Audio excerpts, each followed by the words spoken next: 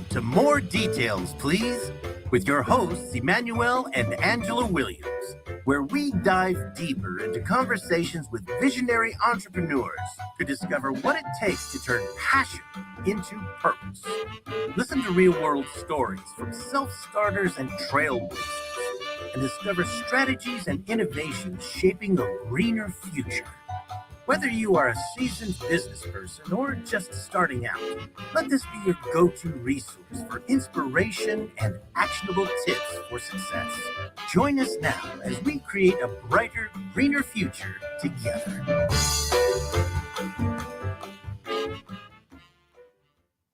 Welcome to More Details, Please, broadcasting live in the Business Radio X studios in Tempe, Arizona. We are here to help entrepreneurs turn their passion into purpose. We're your hosts, Angela and Emmanuel Williams. And today we have in studio Jeff Heggie. All right, did I get it right? Okay. All right, fantastic, Jeff. So today's episode is all about how you unlock that curiosity in business, which is exciting. And that's really the nexus of our podcast. I mean, the title is More Details, Please. So we are absolutely curious. So every time you say something and we want to hear a little bit more, we're going to say more details, please. So just kind of get ready. So I'm going to introduce you right on the other side of Emmanuel, just kind of kicking it off, giving us a little summary about the podcast itself. Emmanuel? Yes. Well, first of all, thank you, Jeff. We really appreciate your time and your presence. And the purpose of this podcast is More Detail, Please. And we are entrepreneurs. And we always say entrepreneurs, we want to help them to turn their passion into purpose. What is it about you as an entrepreneur that causes you to turn your passion into purpose? And when we read about you, we was really impressed because you are helping people. You're coaching people. You are helping people get to that next level in life. And so we was very interested in hearing what makes you tick. We're very interested in hearing what is the fears and the anxieties that you are able to overcome to be the successful person that you are. And so that's what this podcast is all about. And so as we go deep into the psyche of the mindset, we'll have some fun and some enlightening moments. And we're just so happy that you can share some pearls of wisdom from your experience to our audience. Yep. So Jeff is an entrepreneur and a success coach with a passion for helping others achieve their biggest dreams. I want to achieve my biggest dreams. So you're here to help me too. Free coaching. So he teaches people to become the optimal performing entrepreneurs, which is great. So Jeff, we're going to start with the very basics. Tell us, who is Jeff? Who is Jeff? I'd say number one, Jeff is a father and husband. That's where my priorities are. Love my family. I've got an incredible family. I've got 4 kids and 1 grandkid. And that's really where everything stems from. But I was born and raised in Southern Alberta in Canada. And I've always had that passion to do something on my own. I never wanted a boss. I wanted to be able to kind of lead my own way. And so that's a lot of what I've done throughout my life has been that way. And it's what I love. And I've had the opportunity to run a number of different businesses. I did have a stint in the banking industry at the beginning, but that lasted a while. And then I stepped out and started my own business and have done a bunch of different businesses, real estate, manufacturing, retail, and the coaching part of it I absolutely love. And including in that, I've also been involved in sports all my life. Growing up in a small town, sports is a big part of our family. I was pretty much the kid that my older brother did it, so I wanted to do it. And so whatever sport he played, I played. And that's actually how I ended up. We were talking earlier, I was a professional rodeo cowboy. Well, it's because my older brother was, and so I had to follow his path. And later on, after high school and whatnot, after college, I started coaching basketball. And so I've been coaching basketball for 20 years. And there's so many things that overlap with entrepreneurship and athletics that I love tying them all together. And so really what I do today has all of that tied in together. Well, Jeff, in reading your bio and your experience being a rodeo person, I'm just so No, not a rodeo person, a rodeo cowboy. a rodeo a rodeo cowboy. I'm just so fascinated at how you started, the story in terms of how you started. And I look at your bio and connect that incident of starting to be a rodeo cowboy and how that is a string between you being a coach helping other people. And what I look at is listening to your story, it was as if you had to take the plunge to master yourself through bull riding, through overcoming your fears, jumping out the way that you did in order to get to a point where you can help other people. So I look at that activity as a rodeo cowboy rodeo that rides bulls as young as you was in a way of breaking yourself in to be able to prepare you consciously or subconsciously for this life journey that we're on now. Yeah, absolutely. There's definitely some tie-ins there. And I think it probably relates just about a lot back to a lot of my personal characteristics and stuff like that, because I always wanted to go and do those things that excited me. And, so the whole rodeo career part, I did start out in high school, and I started out as a calf roper. And that's more of a talented finesse part of the sport. And I never was great at it. But my older brother was a steer wrestler, and that's the one where you ride the horse full speed down the arena, jump off onto the steer's horns, and wrestle him to the ground. And so that was something I was like, that looks really cool. I'd really like to try that. And so I did. I called him one day and I said, Todd, I'd really like you to teach me how to steer wrestle. And he said, okay, yeah, next time we're practicing, come on out and we'll show you a few things and you can get into it. I said, yeah, that's good, but I need you to teach me now. I entered a rodeo for next Friday. Wow. And so he says, okay, meet me at the arena. And, obviously, I mean, even, as you get better and better at things and get more experience, things slow down, and the adrenaline's always there in rodeo. And so when we started, it was a situation where he said, you're going to be going full speed. Everything's going to be going a million miles an hour. It's scary. It's going to be hard. And he told me, he says, the first couple times, if you just want to stay on the horse and ride on by, that's okay. But the third time, if you keep doing it, it just gets harder and harder. So the third time, I'm going to put a rope around you and I'm pulling you off that horse, whether the steer's there or not.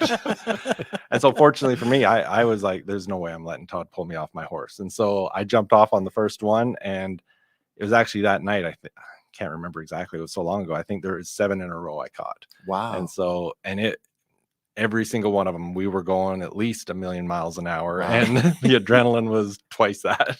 Wow.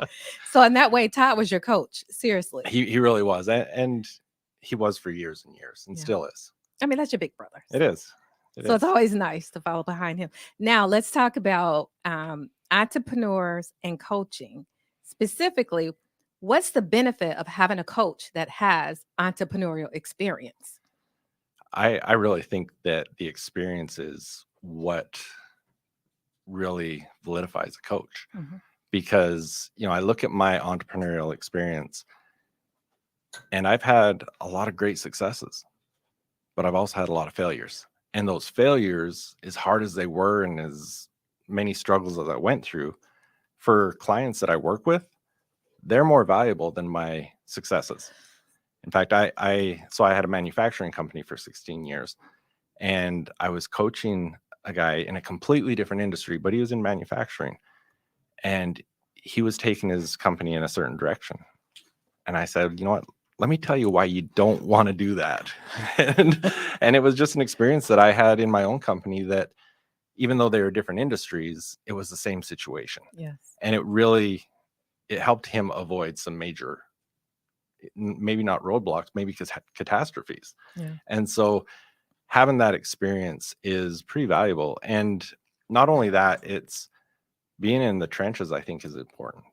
Because, if we look at our real estate coaching right now, we're doing it in a way that it's not just taking our members of our program and saying, here's what you should do. Instead, we're saying, hey, come look over my shoulder and watch what I'm doing. Mhm. And then you can turn around and do the same thing, and we'll help you do that. We're in the trenches doing exactly what they're trying to do. And so they get to see it firsthand, Yeah. whether it's good or bad. I had an experience just this morning on a real estate deal that didn't go anywhere near what we expected it to. And just like I was saying earlier, our members of our program are going to learn more from that than those projects that go perfect. That's right. That's right. That resistance, and I know Emmanuel has a lot to say about that. I do. I want to know, what is it that caused you to want to be a coach? What is the passion that you have inside of your heart to help people to take what knowledge that you have and translate it to help other people? Where did that come from? Where it came from, I would say, is my coaches. Whether it was my basketball coach, football coach, my boxing coach, whatever Todd. it was, Todd, they've given me so much. And it's a way to give back. But what I love, whether it's in athletics, business, whatever, to see someone start and learn and grow, it's just as rewarding for me as it is for them. And I really think a lot of it comes from the fact that watching that happen, watching their success, feels like my success as well. Mhm. When I started my manufacturing company, one of my business partners, every year, him and I would go over to Hawaii, to one of the universities over there at BYU Hawaii, and we would coach the entrepreneurial students for the business plan competition, and then we would help judge the competition. And being able to, at that university, there's students from all over the world, but it depended on what group they were in, depending on kind of what type of businesses. And to be able to mentor students that were from the Philippines, and their whole business plan was how they're going to deliver rice from village to village. Mhm. It was just so rewarding. And the long story short, I have a virtual assistant right now in the Philippines that I said, about 10 years ago, we did this business plan competition in Hawaii, and there's a kid from the Philippines, and I told him all about it. Mhm.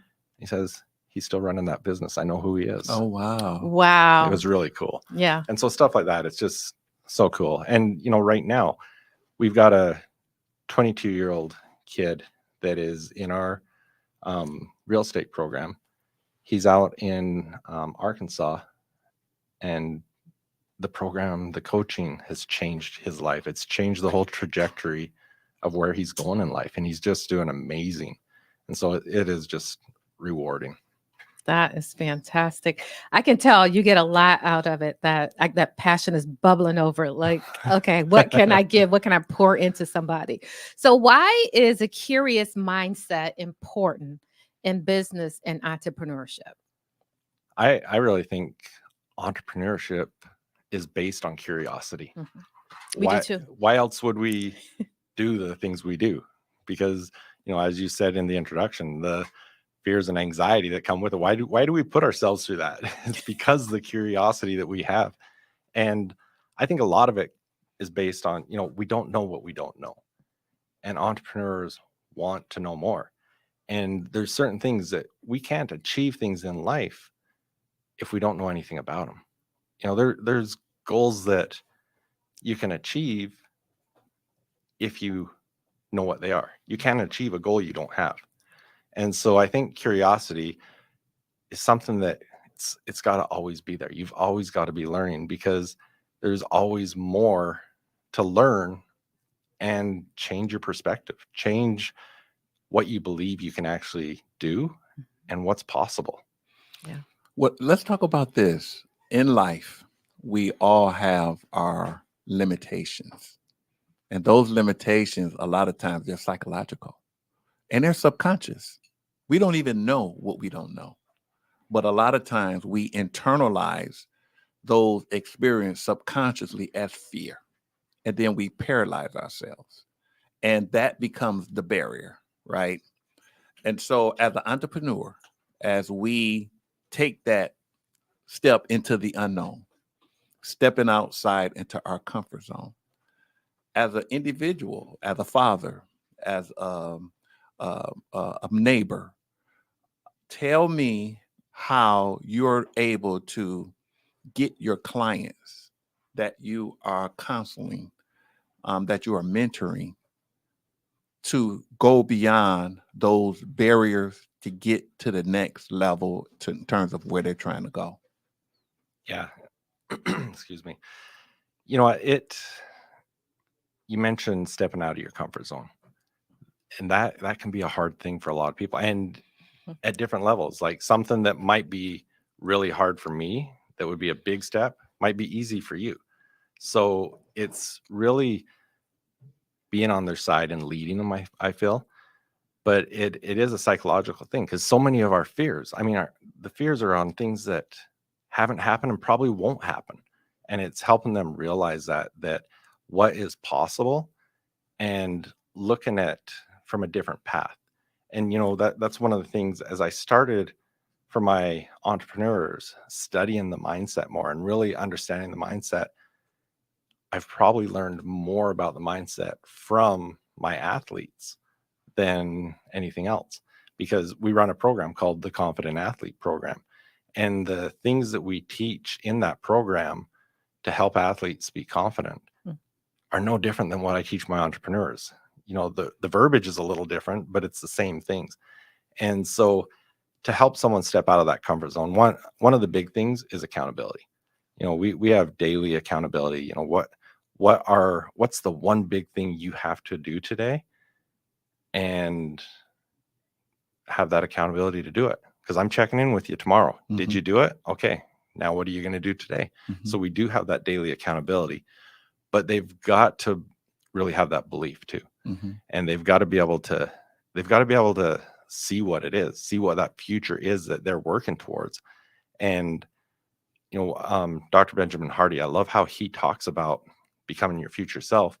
Is we have to help them to work from that position rather than working towards that goal. Work from that goal. Like, put yourself where you're trying to be and act as that person now, rather than trying to work towards that. Be that person now. That's interesting. You mentioned accountability. Now, we see accountability as one of those things where it's not external. Somebody is going to be checking on you to make sure it gets done, but instead, you own that accountability. I'm going to be accountable to get it done. And oh yeah, by the way, somebody's going to check on me as well. And I know some people in some situations get a little bit uncomfortable with that accountability piece of it. And you said daily. So talk to me about accountability in general and why it's important. Let me start with a story. So I've got an accountability coach that, similar to the calls I do, we have a quick call every morning, and it's just what I said. Okay, yesterday I said I was going to do this. I did it. Today I'm going to do this, and the next person. And so when I started with him, and I'm in a group of very high level CEOs, and at the time, my accountability was, I'm going to do 20 outreaches for the specific project I was working on. And that call was at 6 a.m. I got done that call. There wasn't one thing the rest of my day went as planned. And it was a very productive, and it was good stuff. It wasn't that it was a terrible day. I had an incredibly productive day, did some great stuff, and I fully felt justified. I didn't do those outreaches, but you know what, man, it was an awesome day. And then I was sitting there at the end of the day saying, you know what, I am not going to get on that call tomorrow and tell them, you know what, I had a good day, but I didn't do what I said I was going to do. And so I did the 20 outreaches. And the next morning I said, yeah, I did it. And this is what I'm going to do today.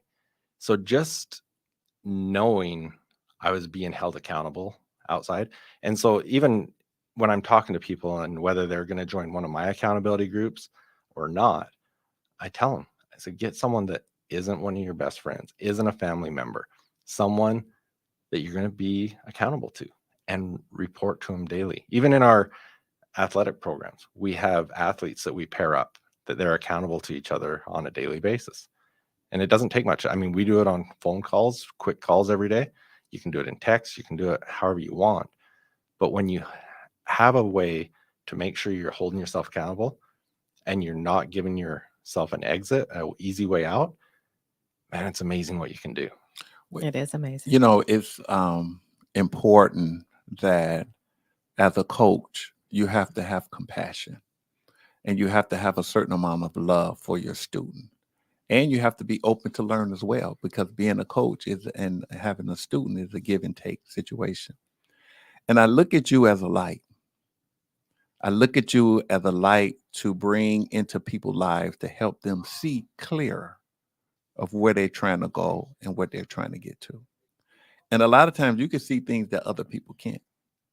So tell me how, when you are trying to get a person to get beyond their barriers, because a lot of times it's not what you add to them, it's what they have to let go, Yeah.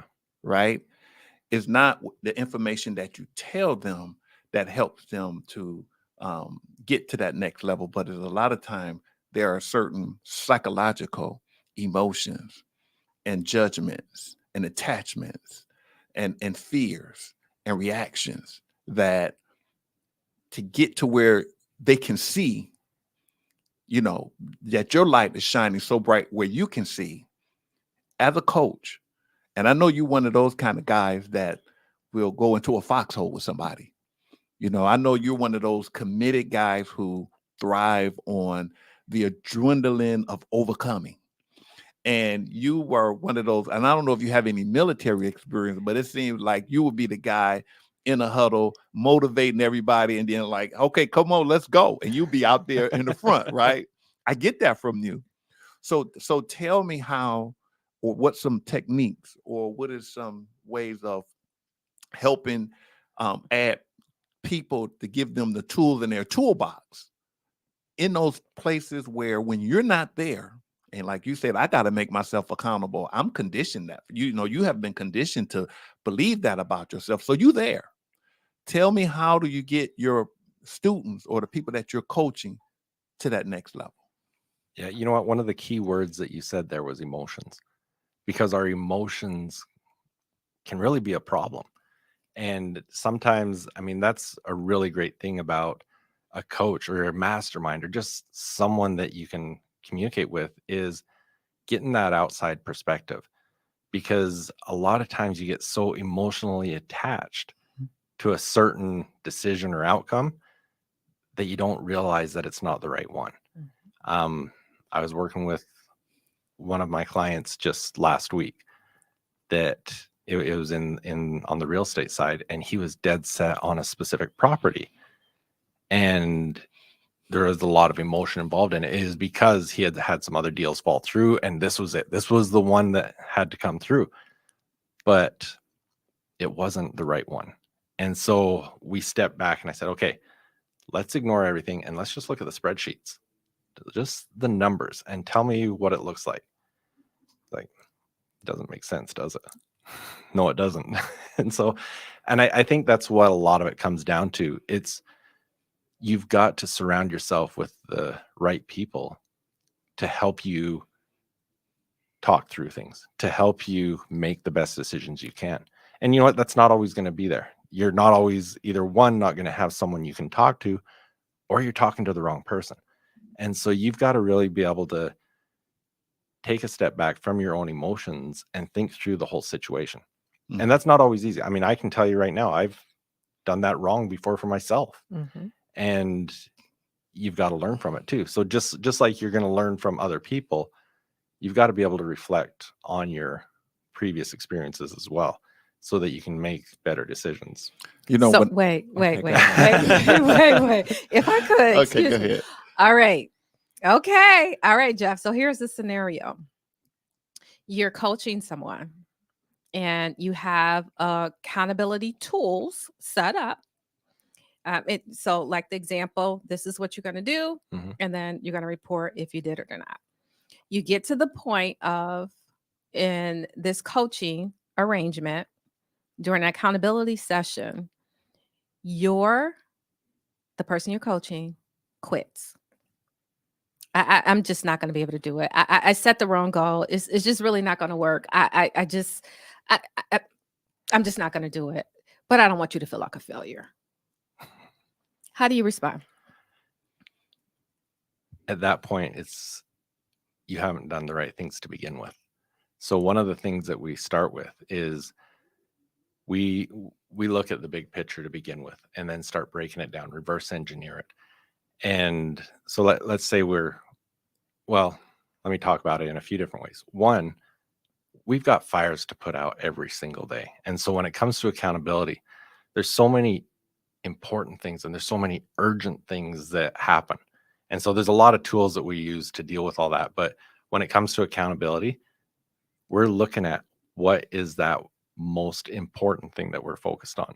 And so then we look at it from, let's say we're looking at a 12-month period. What's that big goal? Okay, what's it going to take for you to achieve that goal? Now let's month to month, what's it going to take? Okay, now we know what you've got to do every month to get there. Now what do you have to do? Okay, this month, let's break that monthly goal that you need to accomplish this month into weekly goals. And then each week, you're only looking at that weekly goal and breaking it down into daily. And so that's where the accountability comes to build up, because a goal that you're trying to achieve in 12 months can be enormous. It's and a long time away. There's no way I can do that. But when you break it down into small daily pieces, it's a lot easier. But now where I was going with that is why? Why are you trying to achieve that in the first place? Back to the why. And so there's actually a process I learned from Dean Graziosi that's called 7 levels deep. And what it is, it's a process because everyone's got their why. Oh, I'm going to achieve this goal because I want to make more money. But in the 7 levels deep process, it's like, I want to make more money. Okay, why? Because I need to support my family. Okay, why? And you do that 7 times, and it takes it from a real surface level down to your heart, down to an emotional level. And so when you know your true purpose, your true why, then that's what's going to get you up in the morning. On the days that you don't want to get out of bed. Or I actually went through this process with an athlete this morning. And when we got to the end, I mean, it started was next year, he wanted to be the best player on his basketball team. His final why after 7 levels, it came down to the part about getting a scholarship, going to being the first person in his family to go to college, and changing the trajectory of his future family. Well, what's going to get him out of bed in the morning more? Making the team next year or changing the trajectory of the next generation? Yeah.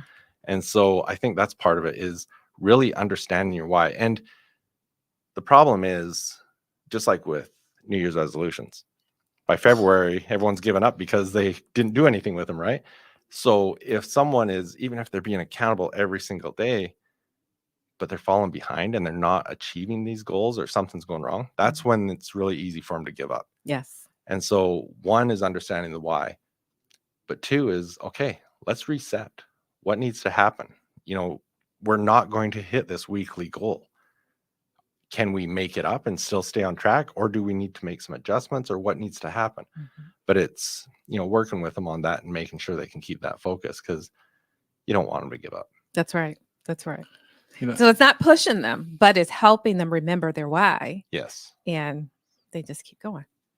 Okay, well, good. Let's talk about memory. Let's talk a little bit about presence. Let's talk a little bit about muscle memory. When you look at the greats, the Tiger Woods and the LeBron James and things of that nature, one of the things that they have the ability to do, in spite of all of the things that's going on around them, is get into that zone. It's to get into the present moment. And one of the things that they do on a daily basis is that they have a coach. And that coach watch every little move that they make, because what they're doing is they do something so many times repetitiously. They're reprogramming themselves and their muscle memory so that they can get the same results over and over and over again, being unconscious consciously. So they walk around and it's like a button that they switch. When they step on that court or when they step on that golf course, it's a button that they switch. And they go right into the present moment. And they get such an adrenaline from what they do. They love what they do so much, not necessarily in terms of what they do, but how they are able to go into that present moment and just be there with it now. And I think that the thrill and the joy of like the adrenaline that you said that comes with the unknown, stepping into your fears, is literally you don't have any problem because you don't have time to be any problem because you in the moment right then and there. And that's such a rejuvenating action. And there are people who get into emergency situations and they click into the present. They don't even know how they did what they did after it's over with, but their mind stopped. They're aligning themselves with a higher consciousness that we're all connected to, because the same source in which makes your heart beat, it makes my heart beat. The same source that makes your heart beat make the sunshine, the flowers grow. So we all are part of something bigger than us. And our ability here in this reality that we're living in, our ability to connect to that has a lot to do with our purpose and how we are able to grow. So when it comes to presence and coaching, when a person is feeling a particular kind of way, a lot of times it's because their past mental conditioning takes them over. And it's really important to have an exercise. And I know you practice this, but I'm just going to bring this to the table. Is how often do I have ability to be aware of what I'm feeling? Because in my awareness, then I have a choice. I'm not just being reactive. I'm starting to respond. And the more I bring that alert stillness into whatever it is that I do, the more my presence is going to guide me in a way to reprogram all of the negative fears that I was reacting to, and to help me get to that place of a new reality, a new person, a reincarnation, leaving those fears behind, but vibrating on another level of consciousness. Yeah, no, I love that. Let me just start with a story and then I'll build into that. So a few years back, I had my kids at the Michael Jordan basketball camp, and they were practicing foul shots. And, you know, as you do things, you teach them and then do Q&A. And someone asked him, how many foul shots should I be shooting a day? And he said, enough that no matter what the situation, no matter what the game, whether it's practice, final seconds of a playoff game, you're just getting up there and it's just another shot. And it's just like you were saying, muscle memory. Well, you know, you look at athletes, Michael, LeBron, Steph, you know, if they're going to the foul line, you can see that confidence in them. It's just another shot. Now you put other kids in that situation and you see them and you see the terror in their eyes, right? And so in addition to that, I've got a friend, Tyson Durfee, world champion calf roper. Mm-hmm. And this is, I'm just talking, before I go into that, I want to talk about this preparation. He talked to me one time about when he was younger and his goals to become a world champion, the preparation he put into that. When he competed, he felt like he deserved it more than the others because he knew he had done work that others hadn't done. And so I think a lot of that comes down to what you're saying is putting in that work, putting in everything you can. But that's not always the situation that you can do that. Well, the reality is you don't always have to do it physically. And I think that's where with athletes, with entrepreneurs, we use visualization a lot. And it's a powerful tool. You can do a lot of things in your mind without doing it physically. And so that when you're in that situation, you've got that experience. You've been there. You've done that. You know, Neville Goddard, however many years ago he was, I think he was in the 1930s. He talked about visualization too. And he's a great person to learn it from because he talked about doing it from first person. Not, you know, as you're visualizing yourself achieving something, don't do it like you're watching a movie. Do it from that position that you're actually the one doing it. And so, you know, when I competed in rodeo, that was something I did every time I competed, was visualize my run before I went. And I do the same thing in entrepreneurship. I visualize the outcome that I desire. Does it mean it's going to turn out that way every time? Of course not. I wish it did because, you know, I've got all those lotteries and all those things. I know you'll be just a zillion millionaire. But I really think a lot of it comes down to making it happen before it does. It's really a possibility. Yeah. You talked about one of the teachers that we follow as well. So that's so interesting. Yeah, he's good. All right. So let's talk about the power of proximity. Why is it important? And what is it? Power proximity. It's who you surround yourself with. You've heard it. You become as the people you surround yourself with. And it's the same reason, when I was a kid and my mom and dad wanted me to hang around with good friends. Well, there's some legitimacy to that, because you do become like the people you spend your time with. Just this last week, I spent last week in Florida at a conference with some very high achievers. And, you come home from that and you're just pumped and you're ready to change the world. And when you can surround yourself with people that are bigger thinkers, you can really accomplish some big things. I mean, I talked one time with a group about this. I said, have you ever got a great idea and then you share it with someone and they're like, what are you thinking? As if you could do that. And, they just tear it down. And then you talk to someone else and they're like, why are you thinking so small? You can do that in a month. Come on, let's think bigger. Who is going to help you achieve that goal more? The ones that are pulling you down or the ones that are lifting you up? And so power of proximity is who you are surrounding yourself with. And are they going to help you achieve your goals, or are they going to drag you down and slow you down?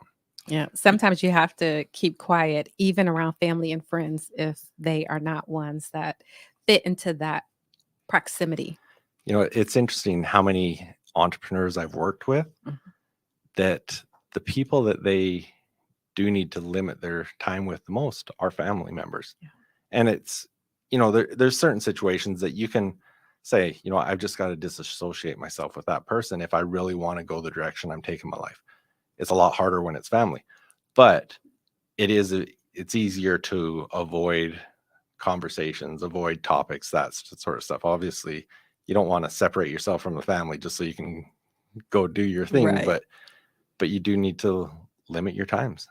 I think that's a balance that you talked about in terms of being able to build an entrepreneurship successful business and not rob yourself from other things in life that is important as well. Because I say you get out of life not what you want, but what you are. And what you are is what you think, what you feel, what your personality is, what your beliefs. And we're all just like energy. And from a quantum to a chemical, biological, these bodies that we're encompassed in, it creates a vibration that is in line with another vibration that's out there that will connect. But a lot of times the people, places, things, situations, our attachments, what we associate ourselves with, it limit that energy. It limits our ability to connect. And so, like I hear you say, hey, I'm surrounding myself with big thinkers. I'm surrounding myself with people who have, achieved a whole lot of things. I'm surrounding myself with that. That is your connection to where you're trying to go. And that's the easiest path to get there, by feeling good, being around those particular people.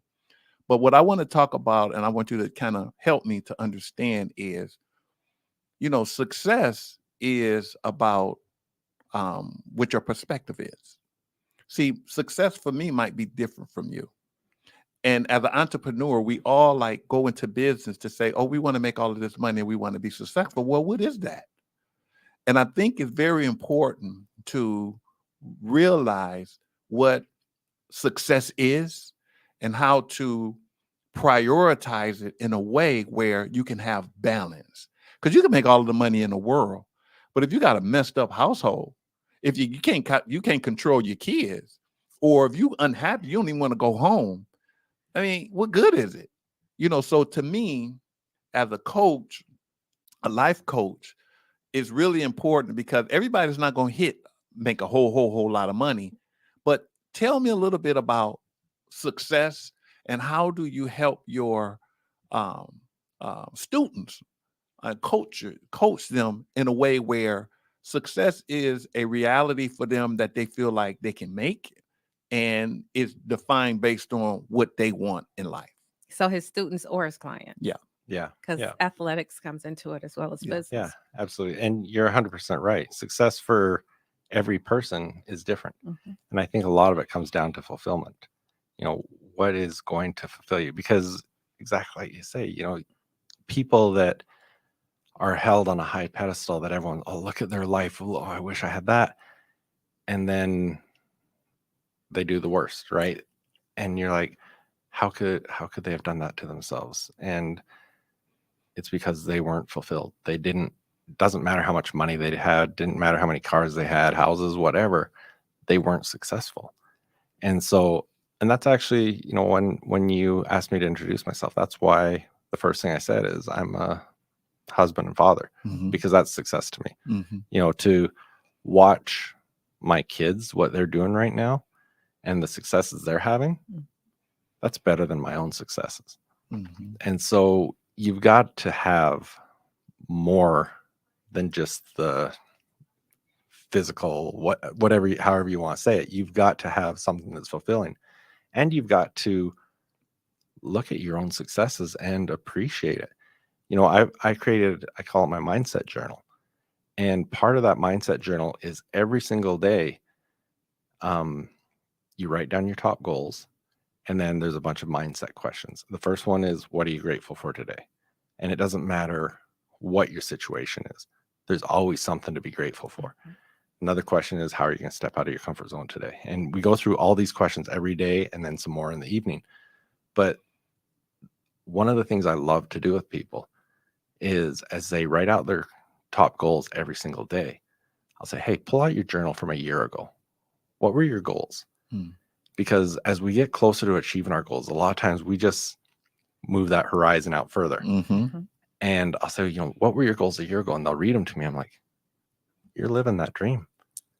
And they're like, you know what? You're right. I'm after myself because I'm not achieving my goals. And I didn't even realize my goals from a year ago are my reality today. And we just need to step back and recognize that once in a while. That's interesting.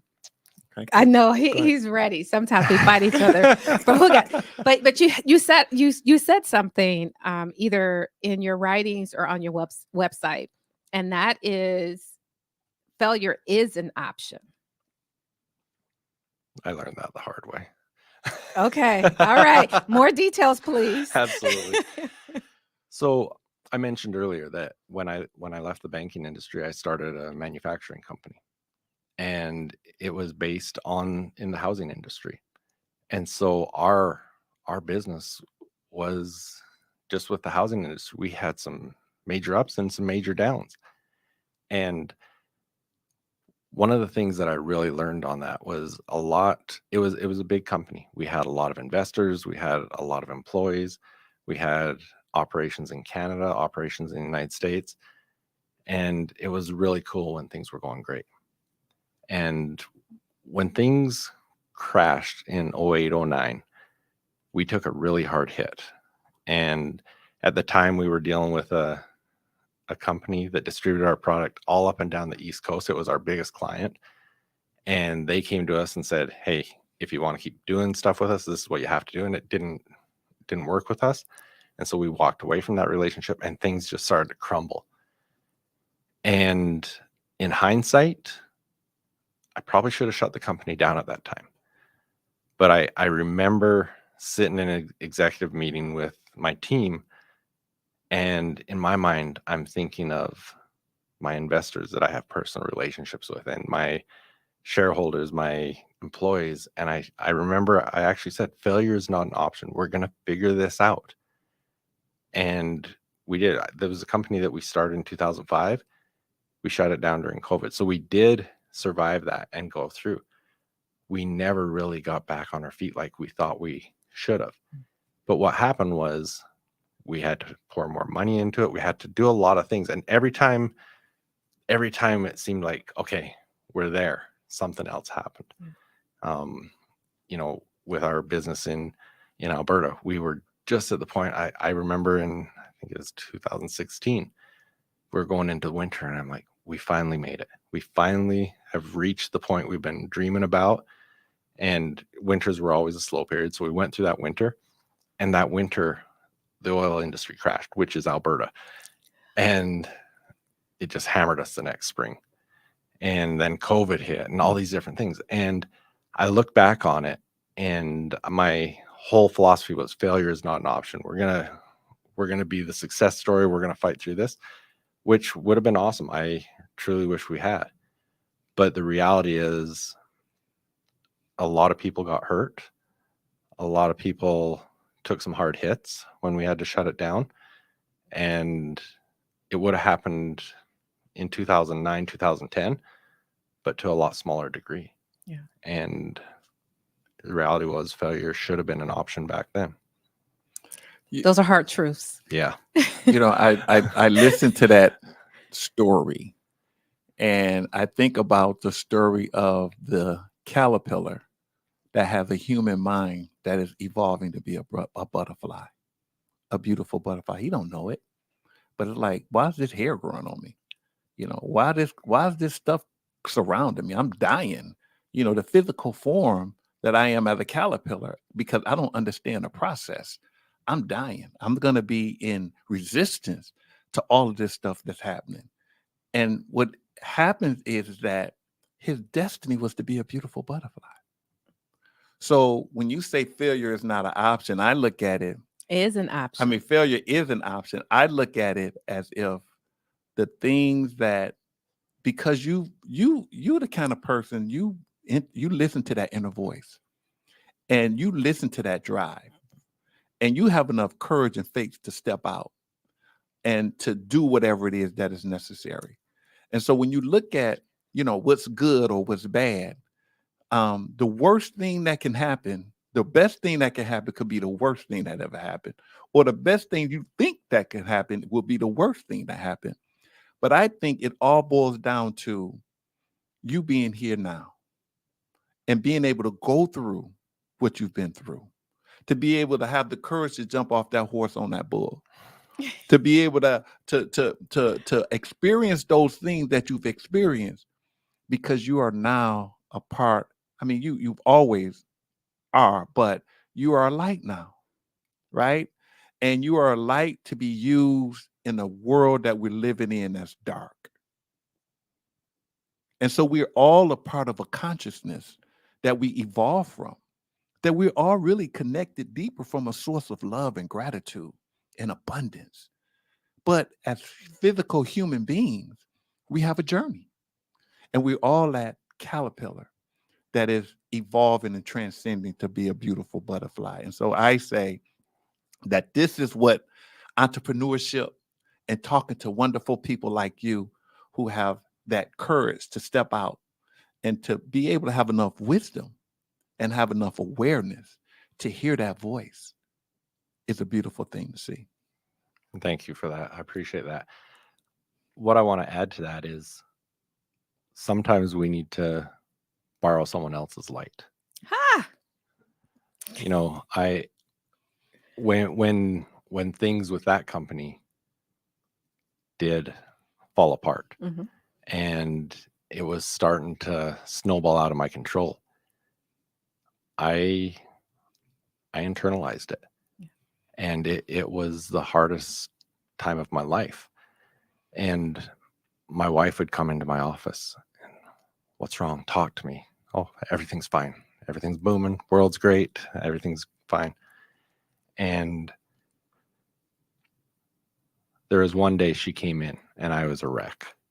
And she sat down and she just said, let's talk.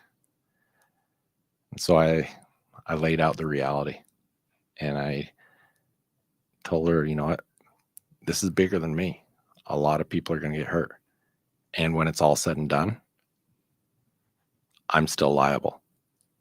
And I don't know what that means at this point.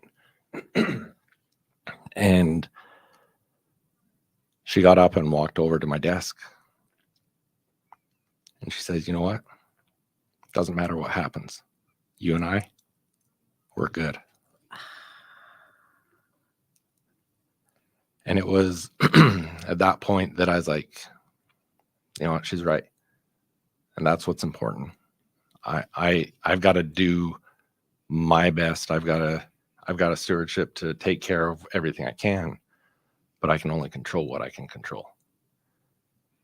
And so I had to borrow her light to get through that. Oh, that's beautiful. That That was is powerful. so beautiful. That was powerful. Yeah. Thanks. And it's true. My husband and I,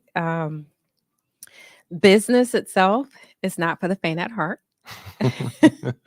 You're going to go through things and they're not all going to be fun. See, people look at you in business. Now, people probably look at you like, oh gosh, you've had all this experience. This is great. You're so successful, but they don't know your story.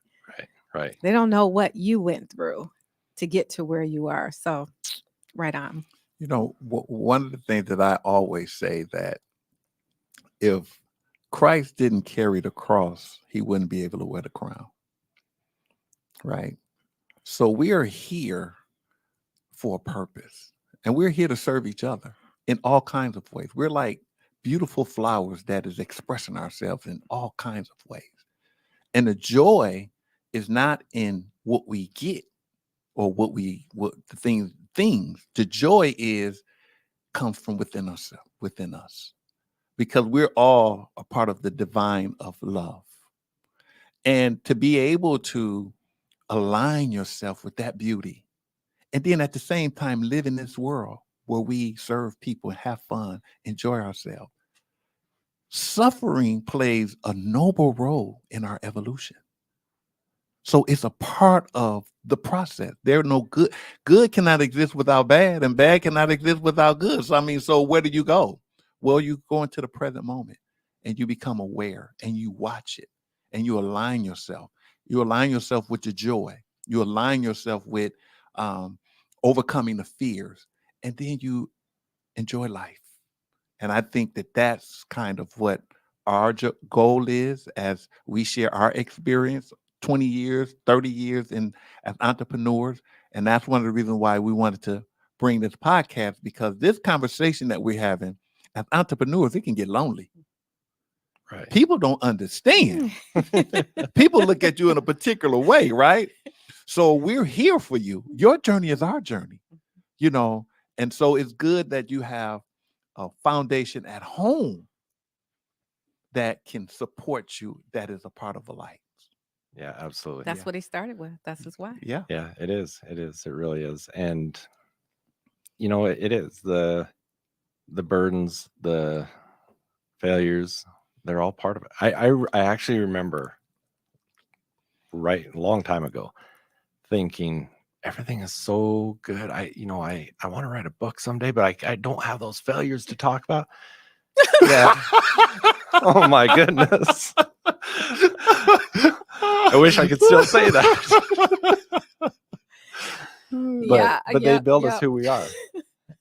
And you know what, like I said earlier, is I couldn't be the coach that I am without them. Doesn't mean I wish I couldn't take them back. Yeah, there's a lot of failures that I wish I didn't have that experience. I wish I could say, well, I know so and so that could help you, but I can't because I haven't had that. But those experiences, and you know what, as you're talking about being in the present, looking at some of those failures that were so dramatic, and they were terrible, but it sure makes a lot of things come into perspective. That I can get through this. This isn't so bad. Look what I've already done. Mm-hmm. And really to look at the situation differently. Oh yeah, absolutely. Okay, in your writing, you talk about 2 more questions. You bet. You talk about authority marketing, and I want to just go a little bit deeper. What is it, and why is it important in the entrepreneur journey? Because one of the things you said is referrals. That is your main source of growing your business. So this is now saying marketing, authority marketing. What is it? Well, you look at most companies and they've got the face of the company, that attractive character. And with a lot of entrepreneurs, the entrepreneur is the attractive character. You've got the implementers, you've got the face of the company, but authority marketing is being that attractive character. And being able to draw people into your business because of your character. And that's, I work with a lot of people on that, on how do you become that attractive character? How do you become that charismatic person that brings people? I mean, a lot of people know who Richard Branson is, and they have no idea what his businesses are, but he is that attractive character. And so with authority marketing, I work a lot with people on how to use their own attractive character to get more publicity on, and it might be a book, a podcast, something like that. I mean, authority marketing kind of works hand in hand there. Yeah. And so as people look at who they want to do business with, they want to do business with the authority. They want to do business with the number one person. And if you can create a position where you are the authority, whether it's in an entire market, in your local market, whatever it is, it really gives you a competitive advantage. And so it's something you've got to develop. Absolutely. That was great. All right. That still gets to curiosity, because there's going to be our listeners out there saying, I want to have some authority marketing about myself. How do I do it? So it usually satisfies a question. I'm curious. So if there is entrepreneurs at any stage starting out, or those entrepreneurs that are looking to scale their business, what questions should they be asking now? There's lots. There's a question that Dr. Alan Bernard, I've heard him talk about before, that I thought is really cool. And this is kind of deviating a bit, but I think it's a great for someone to think about as they're starting out their journey.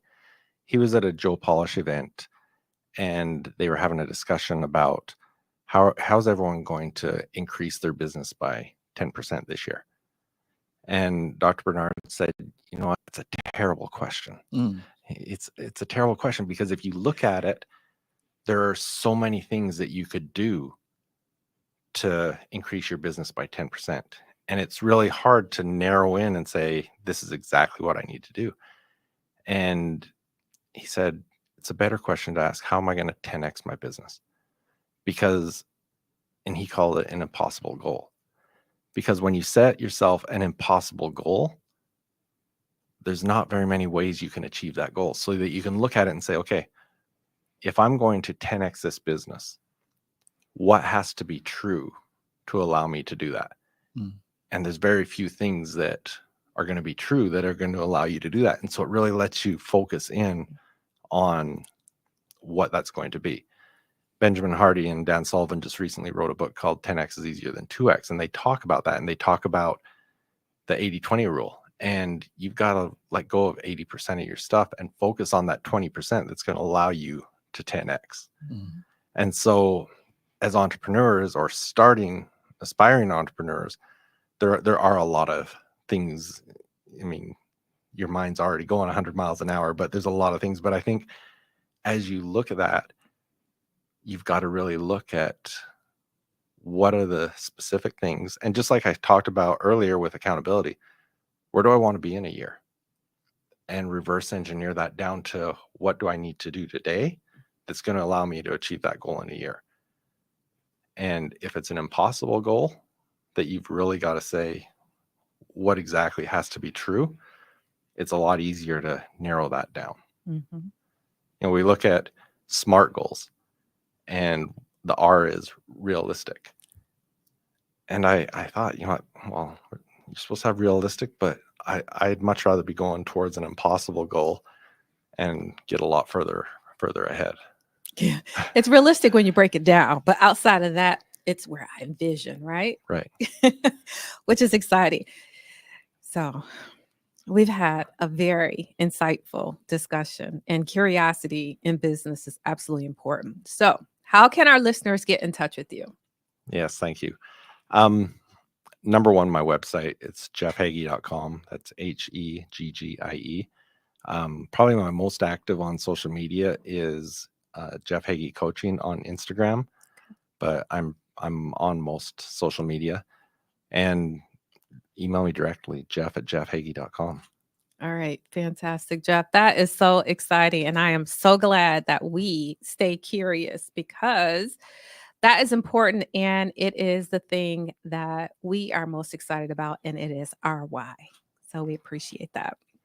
Can I add one more thing? Yeah, absolutely. I talked about my mindset journals, which that's obviously out there, but the mindset questions themselves, you can get those for free if you go to jeffhagee.com/mindset, and you can get those mindset questions, and they're a great way to start your morning every day. All right. He gave us a freebie. One more time. How can I get that freebie? It's at jeffhagee.com/mindset. Fantastic. So you've been listening to More Details, Please on Business Radio X. This podcast is brought to you by Detail Experts, the mobile steam cleaning company that saves the planet one franchise at a time. So until next time, we're Angela And Emmanuel Williams. and thank you so much to our guest, Yes. Jeff Hagee. We appreciate you. Thank you, sir. Thank you. This was so much fun. Yes, it definitely was. Thank you for listening to More Details, Please, presented by Emmanuel and Angela Williams from Detail Experts, the mobile steam cleaning company dedicated to protecting the planet. Be sure to subscribe to More Details, Please on your favorite podcast platform. You can also follow us on Facebook at Detail Experts and visit detailexperts.net. That's